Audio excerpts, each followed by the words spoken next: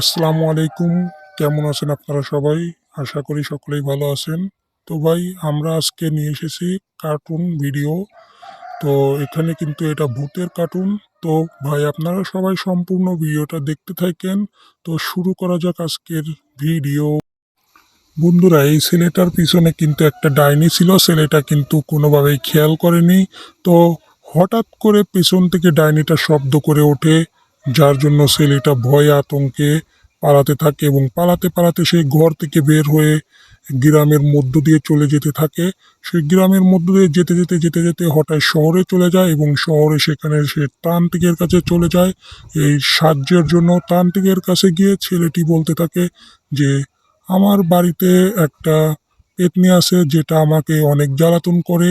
তো আপনি যদি কোনো একটা সুযোগ দিতেন, অর্থাৎ আপনি যদি কোনোভাবে সাহায্য করতে পারতেন, তাহলে আমার অনেক উপকার হতো। তো এভাবে সেই ছেলেটি তান্ত্রিককে বলতে থাকে। তান্ত্রিক বলে ওঠে যে আচ্ছা চলো তোমার বাড়িতে আমাকে নিয়ে চলো, কোন পেত্নী আছে তাকে আমি মেরে ফেলবো। এভাবে তান্ত্রিককে কিন্তু সে বাড়িতে নিয়ে যায়। বাড়িতে নেওয়ার পরে তান্ত্রিক বলতে থাকে যে কোথায় তোমার পেত্নী, কোথায় তোমার পেত্নী আছে আমাকে বলো। তান্ত্রিক এই কথা ছেলেটিকে বলার পর ছেলেটি বলে ওঠে যে এইখানে ওই সোফার ওইখান থেকে আমি দাঁড়িয়েছিলাম এবং পেত্নী পিছন থেকে আমাকে অ্যাটাক করা নিয়েছিল, কিন্তু আমি পালিয়ে গিয়ে আপনার কাছে চলে গেছি। তো এভাবে পরবর্তীতে তান্ত্রিক একটা ধ্যানে বসে এবং পেত্নী কিন্তু আবার সেই সোফার ওই দিক থেকেই চলে আসে। এসে তান্ত্রিক তাকে বশ করে সামনে বসায় এবং তান্ত্রিক তাকে গুলি দিয়ে হত্যা করার জন্য কথা বলতে থাকে।